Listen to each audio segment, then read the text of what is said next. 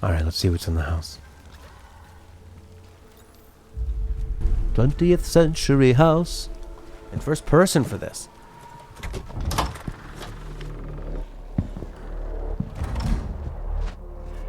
More fog. The fog seeping inside. Am I not the only thing that can enter here?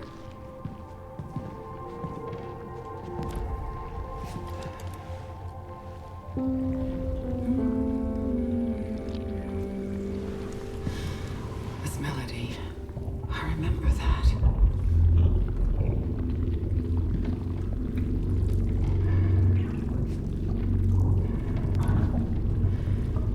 What are you doing? Wake up.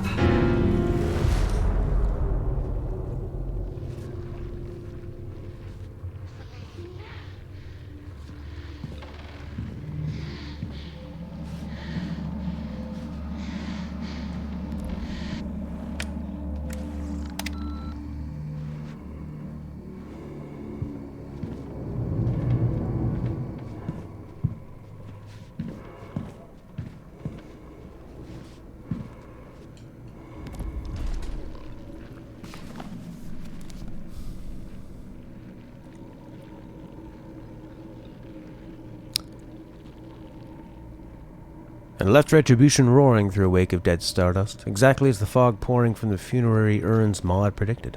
For the first time since the ship's fatal accident, Tali felt alive. They are burning to ashes, she admitted in a detached voice, no longer her own, feeling the bulkhead against her pinned shoulders reverberating as another god guttered into smoke in the engine's crematorium. You'll not get him back, gods and titans, ashes upon ashes. My ship is dying. I am dying, but you will not save him. They are all trapped behind a lock tighter than Tartarus was deep. Rage, loathing, impotence. She felt them all, like the unpredictable hot winds of her desert homeland, wash over her from the astronaut's unseen gaze. It knew she had won. Tali awakens again, this time in a pool of blood that is mostly not hers, this time in her time. Past and future bedamned. Slumping on the ground, she looks down the hallways. The astronaut is gone, probably in another failed attempt to break the autopilot subsystems. She had to extend some respect to it for being as driven as she was. Her starship would crash. That is inevitable now. The descent is predictable. Its mathematics is sickening prophecy. But there is an if outcome remaining, assuming she can have the words of it interpreted another way by Oracle. Amid the destructions spreading from the hole pierced through the Hall of Retribution, Tali Archaron finds her center. Tali Acheron. The blood soaking up through her pants is absorbed into her veins. Heart rate quickens into the thrill of adrenaline. The unconscious patterns her fingertips lightly draw in the ether. That which destroys now creates. There can be no paradoxes in a world without end or beginning. Everything is permitted in my domain. In the astral, she turns the regret-rusted key in the lock. The door opens, solace. Now returning to the hallway where she chased Astronaut to the shadow-stained gate. Though the barrier pushed her away before, she finally has the means to compel entry. Mother's ire, smothered fire. I affix each one. Glory, reignite the sun. Tali intones. Silence.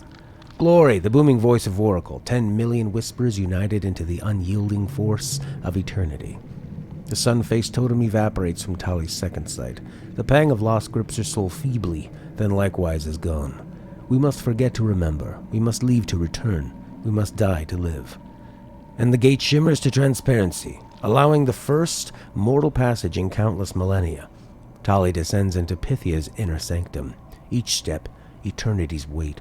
Her name whispered. She finds the throne, illuminated by a single beam of golden light. She sits. She wills herself to be the Oracle, for only the single instant it will take to disintegrate the world, sanctioning retribution to pass unharmed, though the cost will be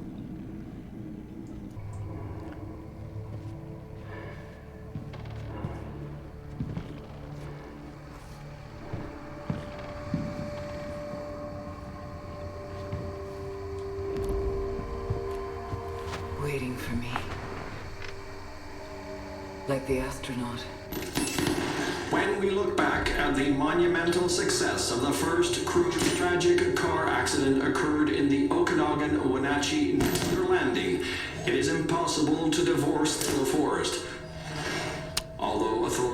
yet to identify the Okay. mission's significance in itself from the effects that cause, as road conditions were optimal, the car broke through a guardrail and plunged witnessing world.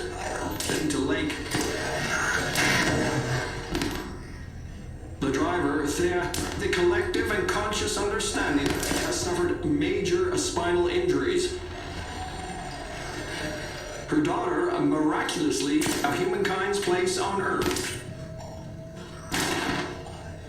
And thereby the universe originated from the moment we stepped upon the surface of another celestial body. Survived unharmed.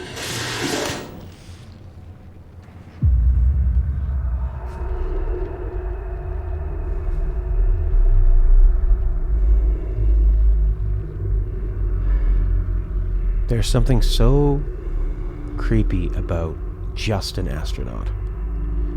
That blankness, it looking like a human, but also not being. So at first when I see that, I think, oh, we're in a coma, we can't, or we're in denial of a car crash.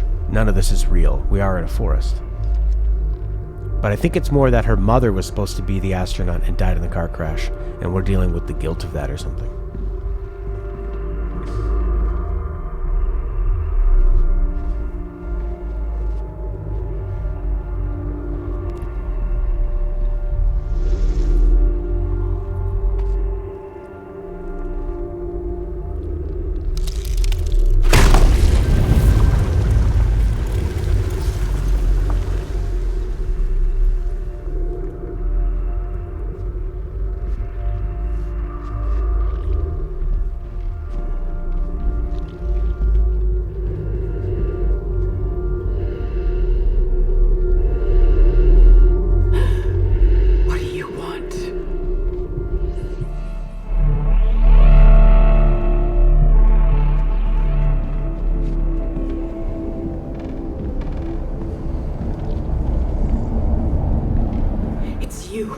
Isn't it, Mother?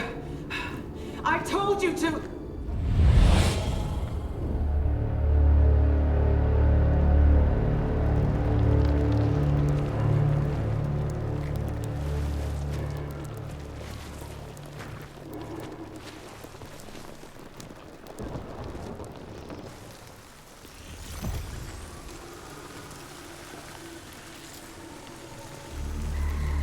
That was fun.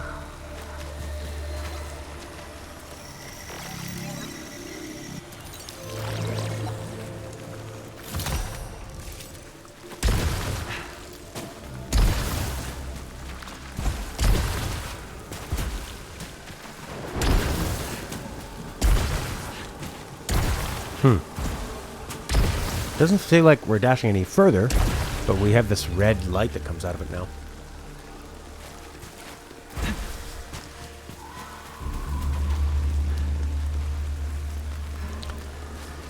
Yeah, I wasn't a big fan of the lore stuff in that random book. That felt, I mean, maybe that comes to light later on, but I really liked the TV bit and then the astronaut appearing. That was fun. So I wonder what happens.